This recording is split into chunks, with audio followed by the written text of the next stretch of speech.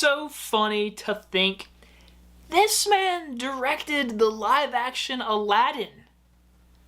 This dude! That's crazy.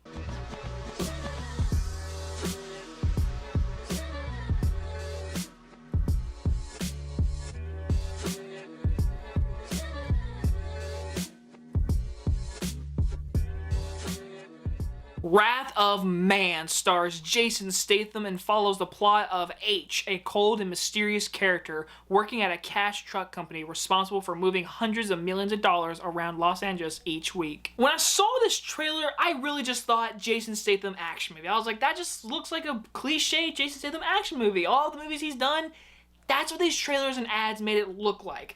But me, knowing who Guy Richie is, I was like, it can't just be that. I mean, it can have action, good action, but there's gonna be some quirkiness, some quick editing, maybe even some slow-mo from Sherlock Holmes.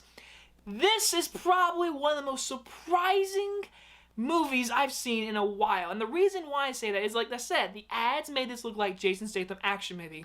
This movie is a lot more and better. First things first, Jason Statham is a badass, but they actually give him a character. He's not just a guy with a gun shooting things and being a badass. No, he's an actual person. Something happens to him and now he wants revenge. And you know what? He's gonna go through a lot of dark shit because this movie does play in time. So when the movie first starts, it feels like a Jason Statham action movie. But then things start to happen. We go back in time and we see what happened and we see his character, and my goodness, Guy Richie went for it, and he went for the dark tone. This movie has some dark moments. The scene where Johnny Cash's song is playing, it's probably one of my favorite scenes of a scene this entire year. Now, besides all the really good dark tone that I really liked, the movie is fun. You do get really good action. The action scenes are filmed very well. I love how the camera is moving with Jason Statham, how it moves with him in shots, and like everything looks good. And by the way, the sound design of the gunshots, it reminded me of Heat. Like, it sounded real. It was good. I loved it. Every time someone gets shot, blood is spurting, and I'm like, I love action, and this is what I like to see. Every action scene was filmed and exciting, and I loved it. All of that.